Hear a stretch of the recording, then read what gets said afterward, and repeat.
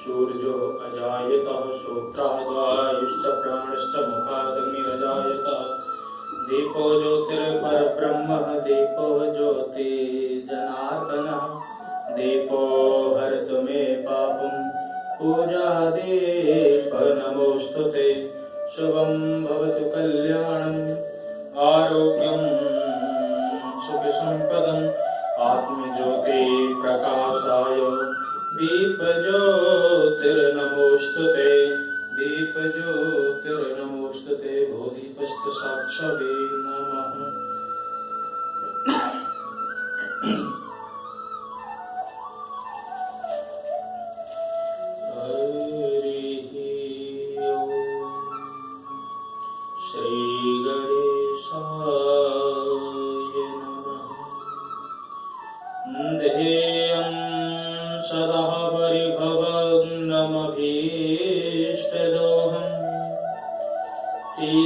तीर्थास्पदं शिवविरञ्चनुतं शरण्यं भृत्यार्तिहं प्रणतपालभवाब्धिपोतं वन्दे महापुरुषते चरणारविन्दं वंशे विभूषितकरान्नवनीरदाभास पीताम्बरः दरुडबिम्बफलाधरोष्ठात् पूर्णेन्दुसुन्दरमुखादरविन्दनेत्रात् कृष्णात् परं किमपि तत्त्वमहं न जाने नारायणं नमस्कृत्यं नरं चैव नरोत्तमं देवीं सरस्वतीं व्यासं ततो जयमुदीरयेत्। भक्ति भक्ति भगवन्ति गुरु चतुर्नाम बपुएक इनके पग बंधन किए सुनाशत विघ्न अनेक ठाकुर हमें न भूलियो चाहे लाख लोग मिल जाए तुम पर यसी हम बहुत हैं तुम्हें छोड़ कहाँ जाए। आइए हनुमंत विराजिए कथा कहूँ मत ही अनुसार प्रेम भरी गादी धरूं सुविराजिए पवन कुमार सुविराजिए पवन कुमार।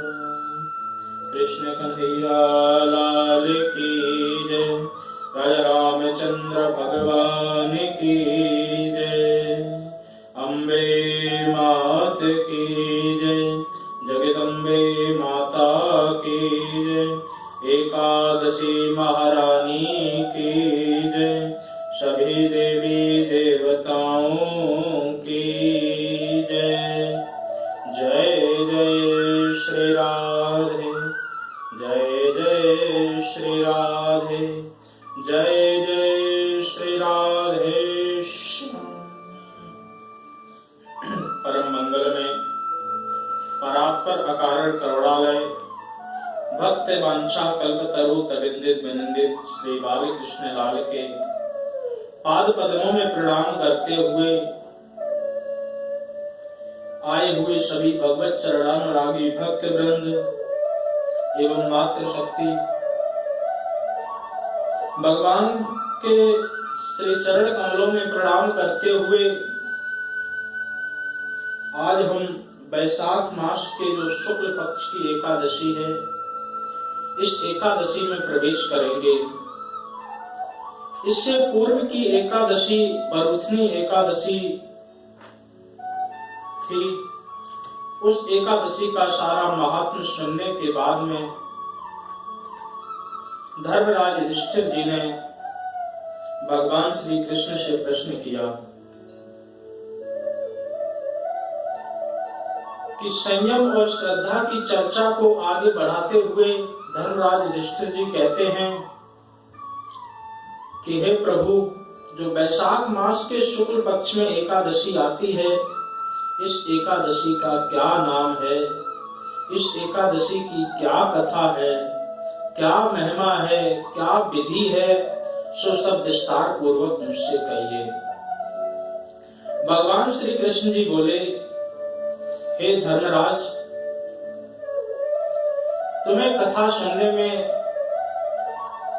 अत्यधिक रुचि हो रही है, तो इसका मतलब भगवान की आपके ऊपर पूरी कृपा है। क्योंकि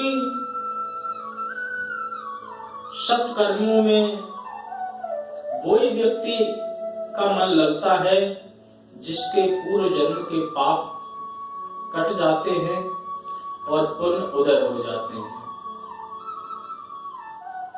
नहीं तो जीव का समय धीरे धीरे ऐसे ही व्यतीत हो जाता है, उसको पता भी नहीं चलता है।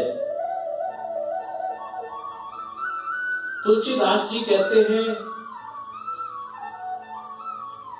कि जैसे बुखार आने पर रोगी को भूख नहीं लगती है, उसी प्रकार से व्यक्ति के अंदर यदि पाप निवास करता है तो उसको धर्म की या भक्ति के या भगवान के पास आने का उसका मन नहीं करता है। तुलसी पिछले पाप से हरि चर्चा न सुहाए, जैसे ज्वर के जोर से भोजन की रुचि जाए। बुखार होने पर जब भूख नहीं लगती है, उसी प्रकार से जो पूर्व जन्म के जब पाप सामने आ जाते हैं तो धर्म कर्म भक्ति भाव से जीव दूर होने लगता है। तो तुम्हारे पूर्व जन्म के पुण्य उदय हुए हैं और तुम्हें भगवान की भक्ति में, भगवान की कथाओं में तुम्हारा मन पूरी तरह लग रहा है। तुम उनके कथाओं का बहुत अच्छी तरह रसस्वादन कर रहे हो, तो ठीक है। अब मैं तुम्हें वही कथा कहता हूँ जिसको महर्षि वशिष्ठ जी ने राजा रामचंद्र जी को बताया था। ये वही एकादशी की कथा है जो रामचंद्र जी ने अपने गुरु वशिष्ठ जी से सुना था, जिस एकादशी का नाम मोहिनी एकादशी है। इस एकादशी की कथा मन को मोह लेने वाली है और मन को मोहने के साथ साथ पाप ताप संताप सभी को नष्ट कर देती है। तो आप भी ध्यान पूर्वक सुनिए। एक बार राजा रामचंद्र जी ने अपने गुरुदेव से प्रश्न किया कि हमें कोई ऐसा सरल से सरल मार्ग बताया जाए जिससे पाप और दुख सभी नाश हो जाए। तो महर्षि वशिष्ठ जी बोले, हे राम, मैं आपको एक बहुत सुंदर सिद्धांत सुनाता हूँ, बहुत सुंदर एक उपाख्यान है, उसको सुनाता हूँ। और वास्तव में तुमने ये अपने लिए नहीं बल्कि समस्त जीवों के कल्याण के लिए प्रश्न किया है, तो इसको ध्यान से सुनो। मैं आपको एकादशी व्रत का महात्म सुनाने जाता हूँ, जो कि वैशाख मास के शुक्ल पक्ष में एकादशी आती है। इस एकादशी को मोहिनी एकादशी के नाम से जाना जाता है। इस एकादशी का व्रत करने मात्र से मनुष्य सभी पापों से मुक्त हो जाते हैं। इस व्रत से सांसारिक मोह ममता से छुटकारा भी मिल जाता है। अब इस संबंध में मैं एक तुम्हें कथा सुनाता हूँ, उसे ध्यान पूर्वक सुनो। क्योंकि मोह ममता जो जीव की है वो बंधन का कारण है। इस संसार में जीव दो ही रस्सियों से बंधा हुआ है, एक ममता और एक अहमता। देह में अहमता है और देह के नातों में ममता है। अहमता कि ये मैं हूं और ममता ये सब मेरे हैं। इसी रस्सी से बंधा हुआ जीव अपने कर्मों के अनुसार दुख और सुख को भोगता रहता है। अगर इन दो रस्सियों से जीव का निवारण हो जाए तो वो वैराग्य की ओर स्वतः ही चला जाएगा। इनका निवारण कैसे हो उसका भी शास्त्र सिद्धांत बताते हैं, उपाय बताते हैं कि सबसे पहले जो देह में अहमता है, अहम भाव है, इसको त्यागने का प्रयास करना चाहिए। क्योंकि अहम भाव व्यक्ति के सभी कार्यों में रुकावट डालती है। व्यक्ति को भगवान से जोड़ने का जो काम है उसको जहां पर व्यक्ति होता है उसी स्थान पर स्टॉप कर देती है, रोक देती है। तो पूछा कि ये अहंता हमारे शरीर से कैसे जाए, जो हमारे शरीर में इतना अहम है, लगाव है हमारे शरीर से। तो बोले बार बार शरीर के ऊपर विचार करो कि ये शरीर है क्या। बार बार विचार करो कि ये शरीर क्या है। तो शास्त्र बताते हैं शरीर का धर्म अस्थि स्तंभम स्नायुबद्धम मांस शोड़ित लेपनम चर्माबंधम दुर्गंधम पात्रम मूत्र पुरीशयो। ये सब मलमूत्र का भंडार है। जिस शरीर है ये एक प्रकार से मलमूत्र का थैला है। आप विचार करें कि आपके शरीर में 9 द्वारे हैं। नवद्वारम पुरम देही, 9 द्वारों से सब ऊटपटांग निकलता है, कोई आपके काम की चीज नहीं निकलती। आप उसका वापस उपयोग नहीं कर सकते हैं। तो ऐसे विचार करना चाहिए, जब इन सब द्वारों से जब इतनी गंदगी निकल रही है तो सचमुच इस शरीर के अंदर बहुत सारी गंदगी भरी होगी। तो वो गंदगी जब बार बार जीव विचार करेगा कि हमारे शरीर के अंदर इतनी गंदगी है, ये शरीर ऐसा है जैसे दीवार में सरिये डाल करके ईंट गायरा से दीवार बना दी जाती है, उसी प्रकार से जो भगवान की फैक्ट्री है उसमें हड्डी रूपी सरिया डाले गए हैं, मेद मज्जा मांस ये सब दायरा है, जल के रूप में हमारा खून होता है। तो ऐसे ही सुंदर भवन बना करके, सुंदर देह बना करके तैयार की गई है। इसलिए साधु संत कहते हैं देख कर मत भूलना, इस बाहर की सफाई पर बर्त सोने का लगा है, गोबर की मिठाई है। ये जो शरीर है ये बहुत गंदा है। जब ऐसा बार बार जीव विचार करेगा कि ये शरीर इस प्रकार का है तो धीरे धीरे उसका शरीर के प्रति जो मोह है वो धीरे धीरे हटता जाएगा। जब शरीर के प्रति मोह जीव का हट जाएगा तो अभिमान स्वतः ही हट जाएगा। जब ये शरीर ही मेरा नहीं है तो फिर मैं इस शरीर के ऊपर अभिमान क्यों करूं। जब इस प्रकार की स्थिति हो जाती है तो जीव को अहम भाव जीव का नष्ट हो जाता है। दूसरा है ममता। ममता का जो भाव है ये सब मेरे हैं, तो जब अपने से ठोकर लगती है तो ममता का भाव भी धीरे धीरे नष्ट होने लगता है। एक जगह पर एक सुनार की और लोहार की दुकान थी। तो एक बार सोने ने लोहे से कहा कि देखो हम पिटते हम दोनों हैं, लोहा भी पीटा जाता है, सोना भी पीटा जाता है, पिटते हम दोनों हैं। जब हम पर मार पड़ती तो हम तो चुपचाप रहते हैं, और जब तुम पीटे जाते हो, लोहे को बोला, जब तुम पीटे जाते हो तो सारा मोहल्ला सुन लेता है, ऐसा क्यों? बोले भाई ऐसा इसलिए है कि तुम पीटे जाते हो किसी और के द्वारा, कोई लकड़ी के द्वारा या कोई लोहे के द्वारा, लेकिन हमें तो हमारा अंश ही पीटता है। लोहे को लोहे के द्वारा ही पीटा जाता है, इसलिए उसको बहुत ज्यादा तकलीफ होती है, बहुत ज्यादा दर्द होता है।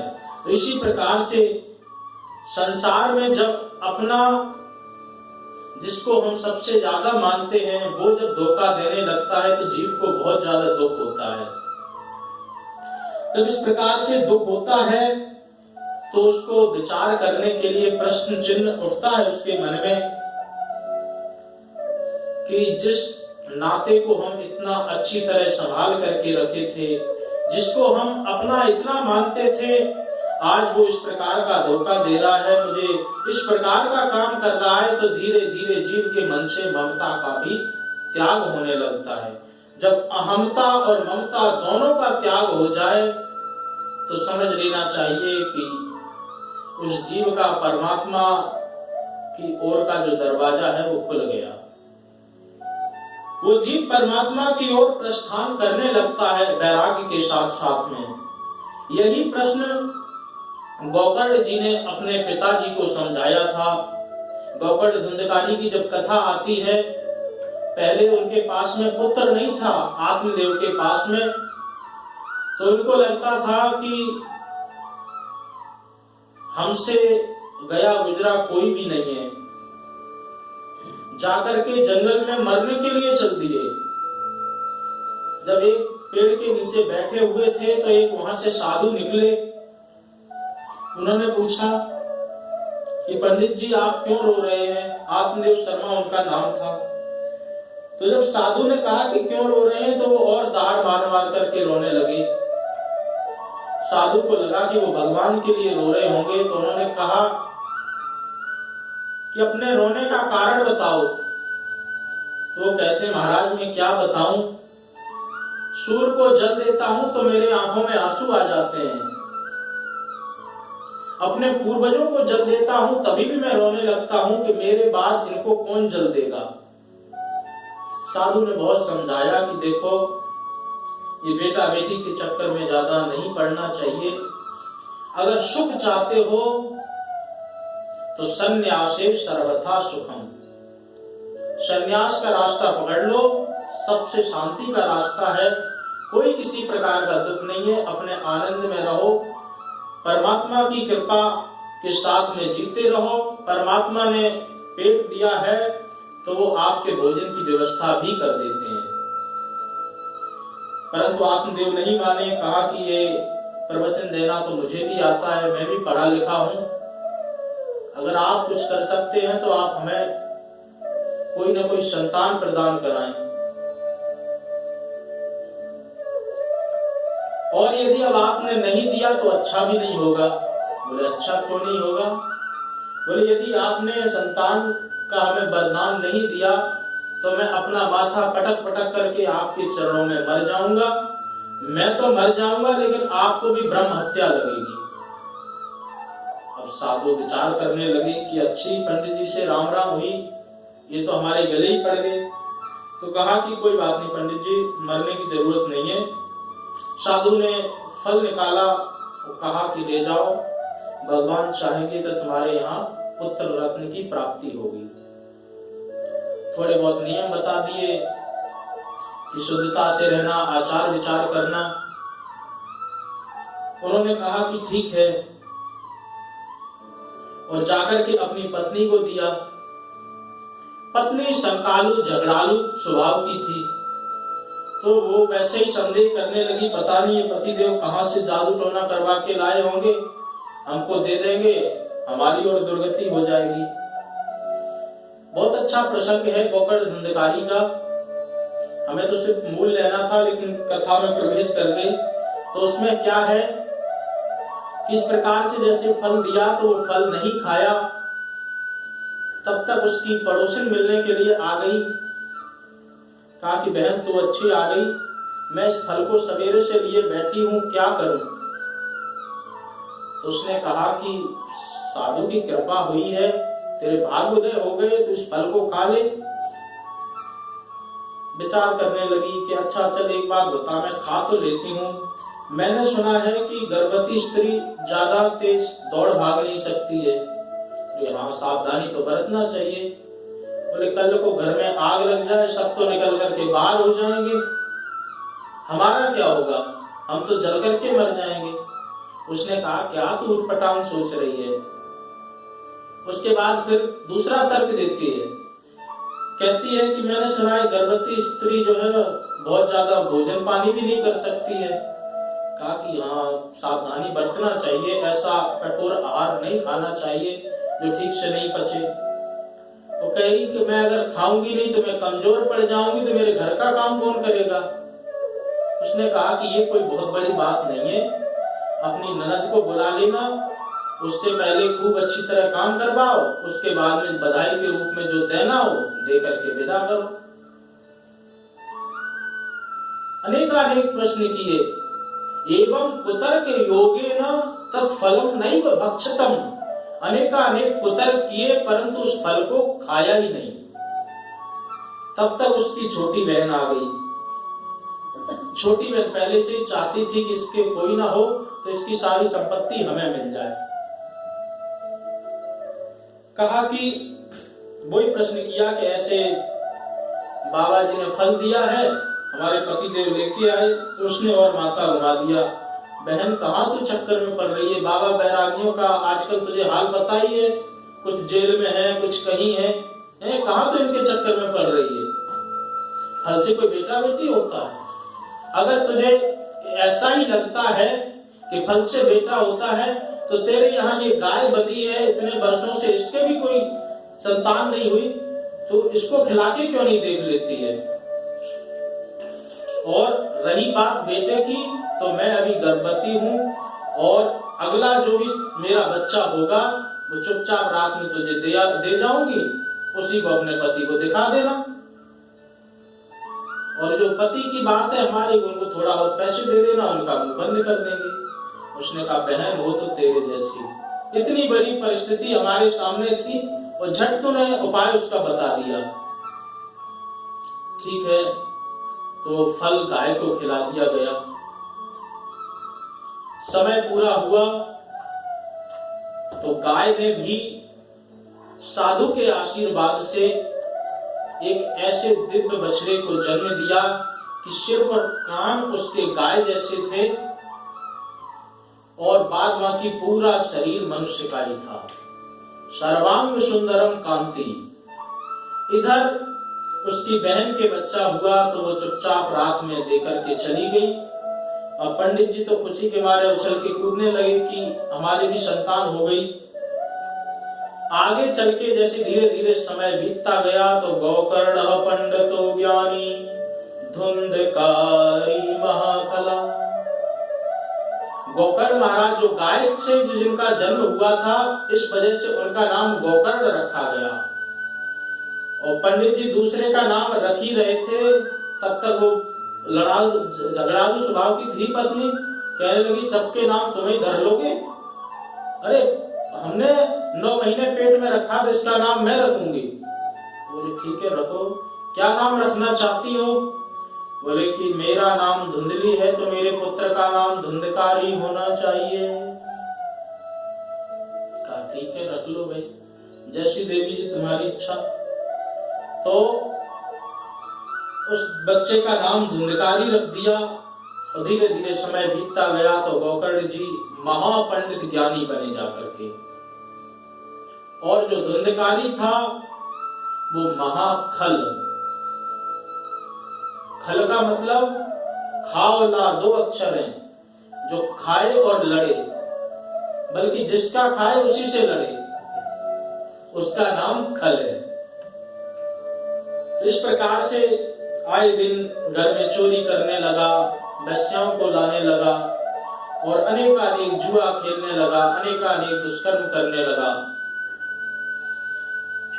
तो उसको देख करके पहले पंडित जी मरने जा रहे थे कि बेटा नहीं है, अब मरने के लिए जा रहे हैं कि बेटा क्यों है।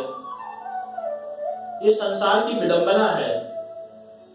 जो वस्तु होती नहीं है हमारे पास में, उसका हमें अत्यधिक दुख होता है, और जब वो वस्तु होती है और उसका गुण यदि अच्छा ना हो तो उससे भी ज्यादा दुख होता है। तो मरने के लिए जब जाने लगे तो गोकर्ण जी ने उनका हाथ पकड़ लिया और यही उपदेश दिया। 4 श्लोकों में बड़ा दिव्य उपदेश दिया। इसको गोकर्ण गीता कहा जाता है। यही था कि जीव अहमता और ममता की रस्सी में बंधा है। तो बोले मैं क्या करूं? बोले देहेष्ठमान सरुदरे भ्रमितम त्यजत्वा, अपने शरीर को बार बार देखने का प्रयास करो। जाया श्रुताम दिश सदा ममताम विमुंचा, इस प्रकार से तुम्हारी धीरे धीरे माया, जो परमात्मा के माया के रूप में ममता का, अहमता का जो भाव है वो धीरे धीरे नष्ट होने लगेगा। और जब ये नष्ट हो जाएगा तो आपका भगवान की भक्ति में मन लगेगा।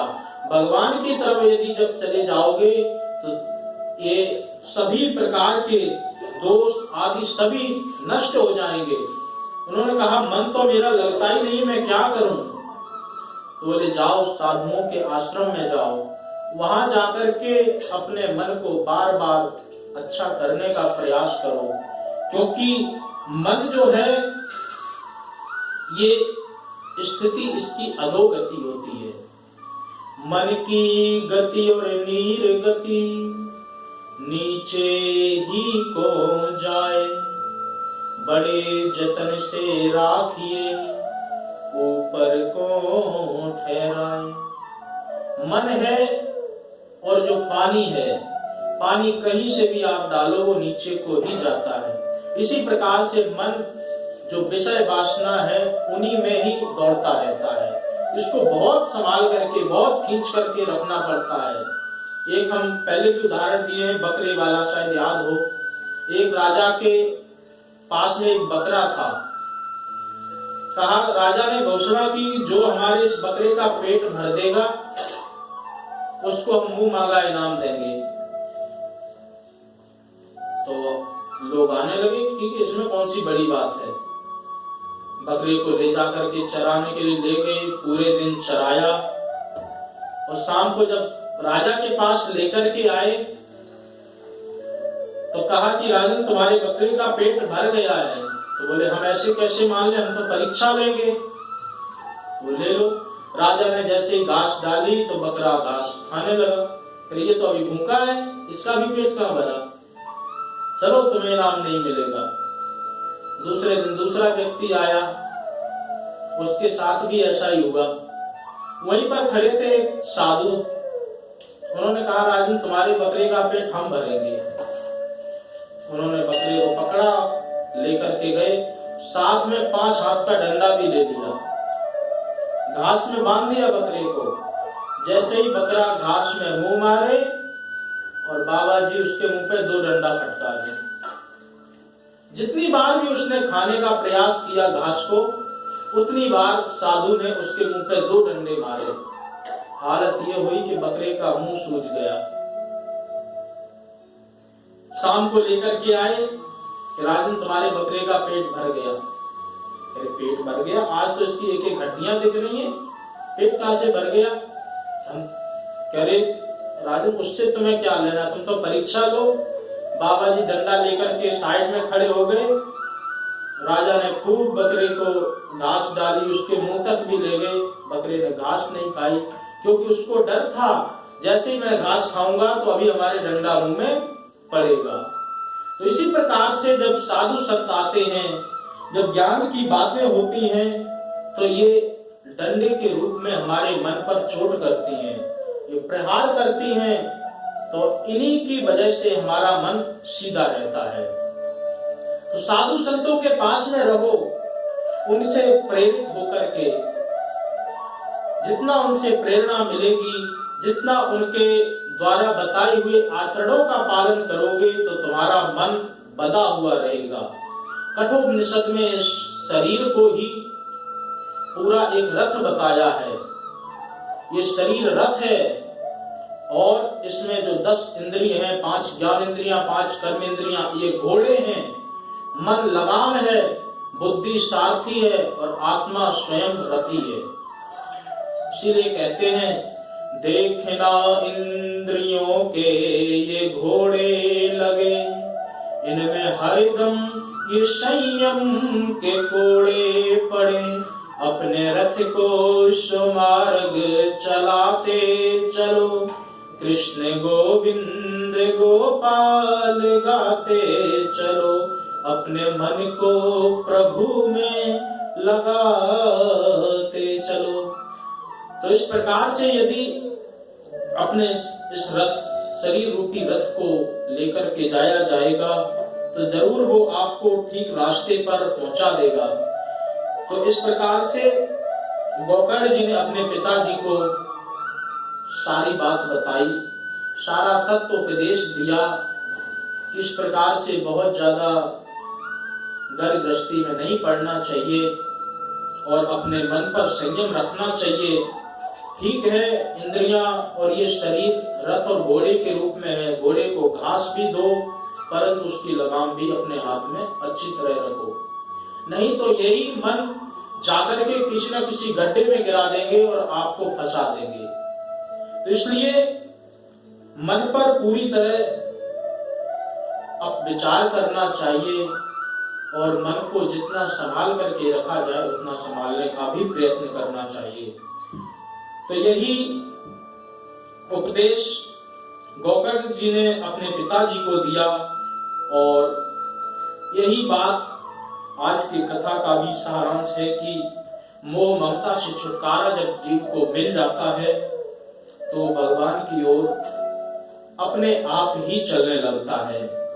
तो आज की एकादशी की जो कथा है हम उसमें प्रवेश करें। सरस्वती नदी के किनारे भद्रावती नामक एक नगरी थी। वहां पर द्युतिमान नामक चंद्रवंशी राजा राज्य किया करता था। इस नगर में धनवान और पुण्यवान वैश्य भी रहते थे। उन वैश्यों में एक धनपाल नाम का धर्मात्मा वैश्य था, भगवान विष्णु का भक्त भी था। उसने अपने नगर में अनेकानेक अन्न क्षेत्र, प्याऊ, कुआं, सरोवर, धर्मशाला आदि बनवाए। सड़कों पर आम, जामुन, नीम आदि के वृक्ष भी लगवाए। जब ज्यादा धन आ जाए या पर्याप्त भी धन हो तो उस धन का सदुपयोग कर लेना चाहिए व्यक्ति को। व्यक्तियों के पास धन बहुत होता है परंतु उनको पता ही नहीं कि उस धन का क्या करें, कैसे करें। तो शास्त्र निर्देश देते हैं कि यदि धन है तो उसका 5 हिस्सों में बंटवारा करो। धर्माय, अर्थाय, यशसे, कामाय, स्वजनाय च पंचधा विवितम वित्तम यहा इत्र समोदते। 5 हिस्सा करो। पहला हिस्सा धर्म के लिए निकालो, दूसरा हिस्सा अर्थोपार्जन के लिए, कोई बिजनेस व्यापार में लगा दो जिससे आपका धन भी आता रहे। तीसरा है अपने यश के लिए, कोई कुआं बावड़ी बनवा दो, स्कूल बनवा दो, कोई ऐसा कार्य करके चले जाओ जो आपके जाने के बाद भी आपका नाम इस धराधाम पर चलता रहे। चौथा है अपने स्वजनों के लिए खर्च करो, अपने पारिवारिक जनों को भी एक हिस्सा देते रहो, नहीं तो कहीं ऐसा ना हो कि वो पारिवारिक जन ही कल को दुश्मन बन जाए। इसलिए उनको भी उस धन से संतुष्ट करते रहना चाहिए। धर्माय, अर्थाय, यशसे, कामाय, स्वजनाय च। 5वां है कि अपने कामना के लिए भी, अपनी इच्छाओं की पूर्ति के लिए भी एक धन का हिस्से को अलग रखा जा सकता है कि कल को आपकी कोई ऐसी इच्छा हो, कुछ यदि लेना चाहते, कुछ करना चाहते हो तो वो धन आपका बना रहे। कभी कोई हारी बीमारी आ जाए तो उसके लिए भी आपका धन वो आपके लिए वरदान का काम करे। तो ऐसे 5 जगह हैं, मतलब 5 हिस्से कर सकते हैं धन के और उन धन को आप अपने धन का अच्छी तरह सदुपयोग भी कर सकते हैं। तो राजा ने अनेकानेक धर्मशालाएं बनवाई और अनेकानेक प्याऊ, दान क्षेत्र सभी प्रकार के लगवाए। उस वैश्य के 5 पुत्र भी थे, सुमना, द्युतिमान, मेधावी, सुकृति और दृष्ट बुद्धि। इसमें दृष्ट बुद्धि वाला जो 5वां पुत्र था वो दुष्ट प्रकृति का हो गया था।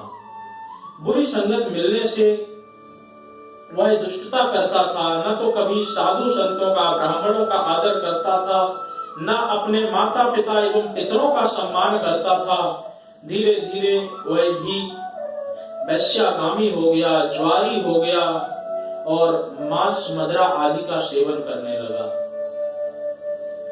अनेक कुकर्मों में जब वह फंसता चला गया और धीरे धीरे अपने पिता का धन भी नष्ट करने लगा। दृष्ट बुद्धि की अनीतियों से तंग आकर उसके पिता व भाइयों ने उसे घर से निकाल दिया। जब उसको घर से निकाल दिया तो सभी संबंधी जन थे जो उसकी निंदा करने लगे। घर से निकाले जाने के कुछ समय बाद वह अपने गहने और कपड़े बेच करके निर्वाह करने लगा। जब सारा धन नष्ट हो गया तो भूखा प्यासा रहकर के व्याकुल रहने लगा। सभी साथियों ने भी उसका साथ छोड़ दिया था। अब वह भूख प्यास के मारे बहुत व्याकुल हो रहा था। कोई भी उसके पास में अपने जीविका को चलाने का साधन नहीं था। अपने पेट भरने का जब उसको कोई साधन नहीं दिखा तो इधर उधर जाकर के चोरियां करना प्रारंभ किया। चोरियों से भी जब काम नहीं चला तो धीरे धीरे जब वो जंगल में चला गया, पशु पक्षियों को मार करके खाने लगा। ऐसे करके वो अपना गुजारा करने लगा। बहेलिया के रूप में बन गया और बाण लेकर के पशु पक्षियों को मारता और पशु पक्षियों को मार करके अपने पेट को भरता है। सर्वप्रथम किसी ने भी किसी को अधिकार नहीं दिया है कि किसी जीव जंतु को आप मार करके खाएं, और जीव जंतु को मार करके खाने से अनेक प्रकार के मन में या शरीर में विकार भी उत्पन्न होते हैं। कामना का विकार सबसे बड़ा विकार माना जाता है। काम, क्रोध, लोभ, मोह, मद तथा मात्सर, ये मनुष्य के 6 शत्रु हैं। तो उनमें सबसे पहला है काम। तो कामना का विकार जीव के अंदर बहुत तेजी से बढ़ता है, और जो ऐसी चीजों का सेवन करते हैं उनकी तो कुछ कही नहीं जाती है, क्योंकि जो साधु संत होते हैं जो घास फूस खा करके अपना गुजारा करते हैं, वो भी इस दोष से नहीं बच पाते हैं। घास फूस जे खाते हैं तिन्हें सतावत काम, और लड़ुआ पेड़ा जो रहे उनकी जाने राम। और उनसे भी बड़ी जो ये चीजें खाते उनका क्या होगा। तो इसलिए सबसे पहले किसी ने भी किसी को ऐसा अधिकार नहीं दिया कि आप किसी भी जीव जंतु की हत्या करें। परोपकाराय पुण्याय पापाय परपीडनम, परोपकार करना चाहिए। सभी जीव जंतुओं का अधिकार है कि उन्हें जीवित रहना, स्वाभिमान से रहना चाहिए। तो इसलिए कोई भी व्यक्ति ऐसे व्यसनों से यदि बच सकता है तो उसको बचने का अवश्य प्रयास करना चाहिए। पेट की आग बुझाने के लिए वह बहेलिया हो गया और पशु पक्षियों का शिकार करने लगा। कई दिन उसके बीत गए शिकार करते करते, और कुछ दिन तो जब उसको कुछ भी नहीं मिला तो भूखा भी रहना पड़ा। एक दिन भूख और प्यास से दुखित होकर के कौंडिन्य ऋषि के आश्रम के बाहर में बैठा था। उन्हीं के आश्रम के बाहर गंगा जी की कलकल धारा भी बहती थी। तो ऋषि नहा करके जैसे ही बाहर निकले और अपना जो उन्होंने कपड़े को धोया, धोकर के जैसे ही फटकारा तो 1-2 बूंद उस बहेलिया पर गिर गई। तो गंगा जी के जल के प्रभाव से उसकी बुद्धि निर्मल हो गई। इसीलिए गंगा जी की महिमा बहुत बड़ी बताई जाती है। गंगा गंगम सयो भूयात योजना नाम शतैरपि। जितने पग यदि व्यक्ति पैदल चल करके उपाने बिना चप्पल जूते के चल के गंगा जी के पास पहुंचता है तो एक एक कदम पर उसको 10-10 हजार यज्ञों का फल प्राप्त होता है। परंतु शुद्धता, मन में विचार शुद्ध होना चाहिए। कुंभ लगा हुआ था, तो पार्वती माता जी ने प्रश्न कर दिया भोलेनाथ जी से कि प्रभु ये बताओ, जो इतने करोड़ों लोग आते हैं गंगा जी में स्नान करने के लिए, तो क्या इन सबके गंगा मां पाप हरण कर लेती हैं?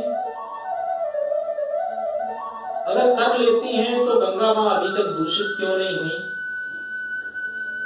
तो भोलेनाथ कहने लगे कि ये तुम्हें हम ऐसे बताएंगे तो समझ में कम आएगा, चलो प्रैक्टिकल कर लेते हैं।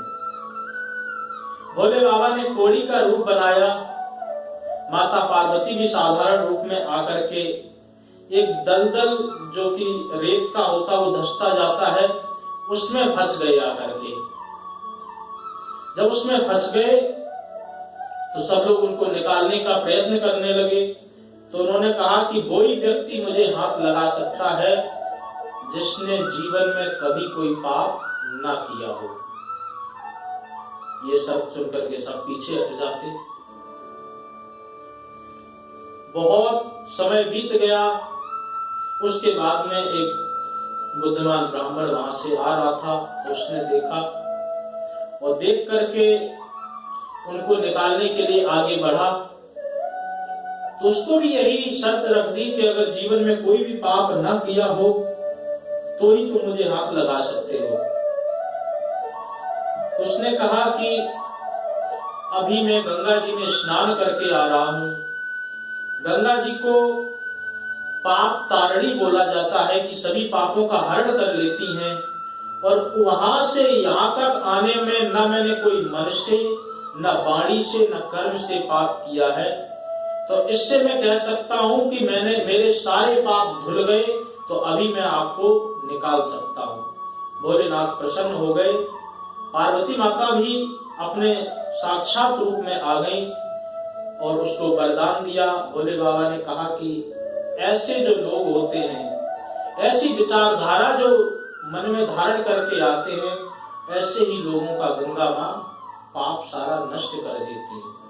गंगा माता में जब भी आप स्नान करने जाएं तो सबसे पहले संकल्प लें कि हमारे जितने भी अभी के पाप कर्म हैं उन सबको गंगा मां भस्म करें, नष्ट करें, और साथ ही साथ आगे ना पाप करने की ऐसी कोशिश हो कि हमारे से पाप ना हो, इसका भी संकल्प लेना चाहिए।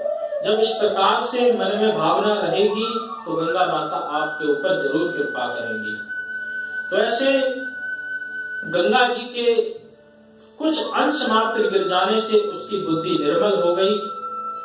जब उस दृष्ट बुद्धि का जब मन निर्मल हो गया तो वो मन ही मन में प्रायश्चित करने लगा कि मैं मनुष्य जन्म मुझे मिला था और अनेकानेक वर्ष मेरे ऐसे ही बीत गए।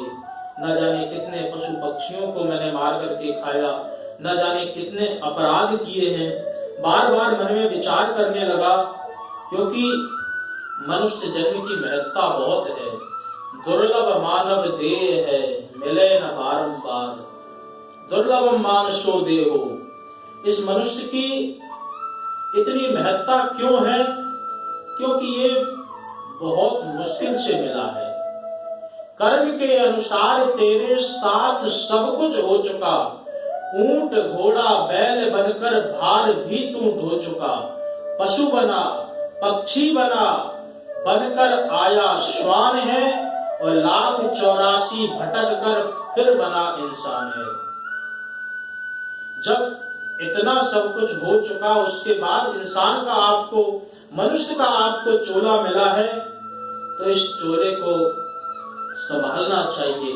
इस चोले से हम अपने मुक्ति का, हम अपने मार्ग का, हम अपने जो हमारा गंतव्य स्थान है उसका हमें बहुत सावधानी से, बहुत अच्छी तरह से, बहुत सजगता से मार्ग ढूंढ लेना चाहिए। प्रत्येक व्यक्ति का धर्म है कि वो इस शरीर को लेकर के अपना जो जन्म मृत्यु जरा व्याधि का जो चक्र है इससे छुटकारा पाले। उस छुटकारा पाने के लिए परमात्मा की शरण ली जा सकती है। परमात्मा की शरण के साथ साथ में भक्ति भाव, ज्ञान और निष्काम कर्म योग आदि आदि अनेक साधन दिए हुए हैं। तो जो साधन सबसे अच्छा लगे उस साधन को अपना करके जीव अपने आप को मुक्त कर सकता है। तो इसलिए मनुष्य जन्म की बहुत महिमा है।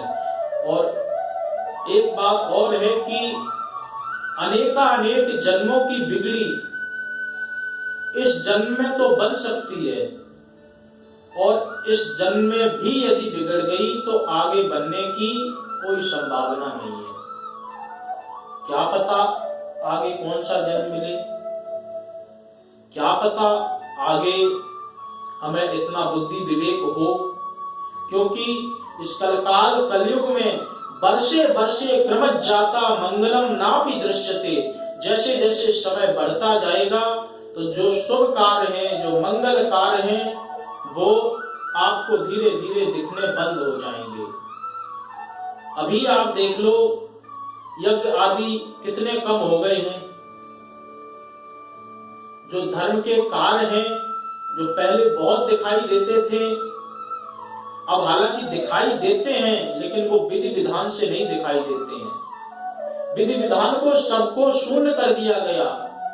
मंदिर में दरवाजा लगा होता है कि यहां से आगे जाने की अनुमति नहीं है।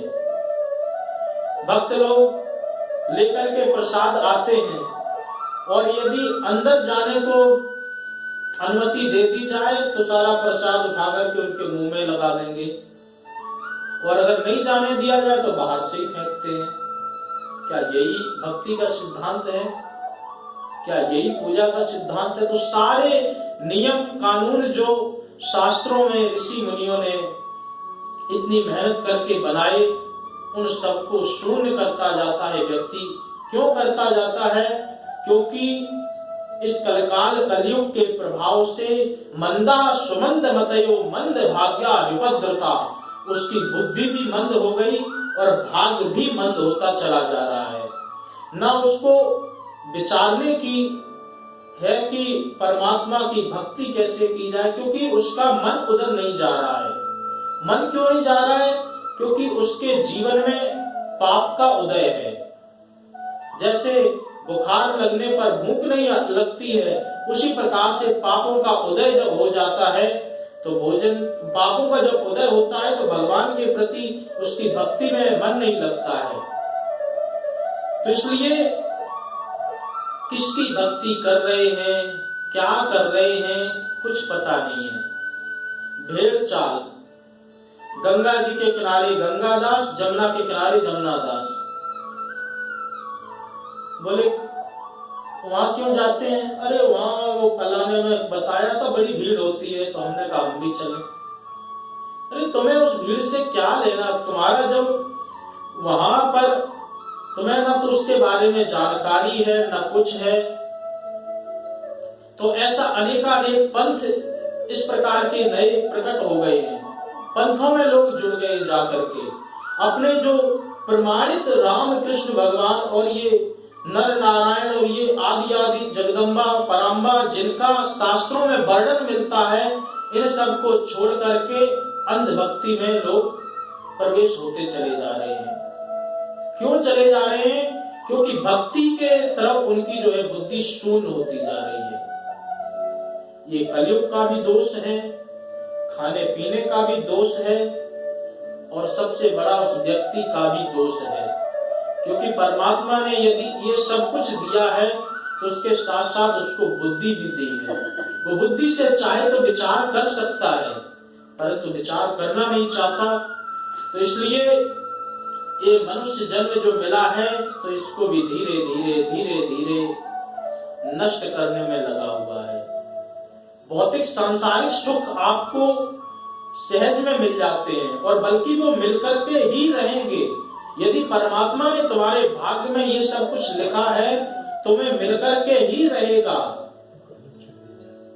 जितने भी आपके जन्म में, जितने भी आपके भाग्य में परमात्मा ने जो कुछ भी लिख दिया है, सर्वत्र लभ्यते दैवात् यथा दुख मयत्नता। जैसे कोई भी व्यक्ति दुख के लिए प्रयत्न नहीं करता फिर भी उसको दुख होता है, इसी प्रकार से सुख के लिए कोई काम करो ना करो, परमात्मा ने भाग्य में यदि आपके सुख लिखा है तो किसी न किसी मार्ग से आपको मिलकर के ही रहेगा।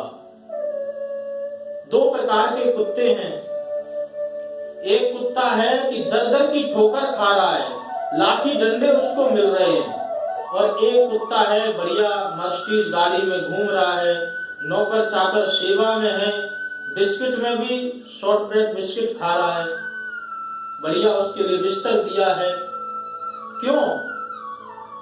क्योंकि उसके प्रारब्ध में ये सब कुछ प्रदत्त है। कुत्ते ने कोई ऐसा परिश्रम तो नहीं किया, फिर भी उसको मिल रहा है। इसी प्रकार से मनुष्य को जो करना चाहिए उधर ज्यादा प्रयत्न करे। सुख सुविधाएं तो भगवान की कृपा से उसको मिल जाएंगे, बहुत ज्यादा इधर उसको आने की आवश्यकता नहीं है। प्रयास करे। अकर्मण्यता अच्छी बात नहीं है कि हाथ पे हाथ रख करके बैठ जाए कि जाहि विधि राखे राम ताहि विधि रहिए, ये उचित नहीं है। प्रयास करते रहना चाहिए, परंतु ये उसको देखना पड़ेगा कि किधर प्रयास ज्यादा करना है और किधर कम करना है। तो जीव को अपने उद्धार के लिए प्रयत्न अत्याधिक करते रहना चाहिए, क्योंकि शास्त्र जो है बताते हैं, ऐसा न विद्या तपो न दानम ज्ञानम न शीलम गुणो न धर्मा ते मृत्यु लोके भुवि भार भूता मनुष्य रूपेण मृगाश्चरन्ति। जिसके पास न ज्ञान है, न तप है, न दान है, न विद्या है, न इस प्रकार का कोई भी साधन नहीं है, तो वो बोलते हैं कि वो मृग जैसे नहीं चलते हैं, उसी प्रकार से मनुष्य होते हुए भी जानवरों की तरह ही विचरण कर रहा है वो जीव।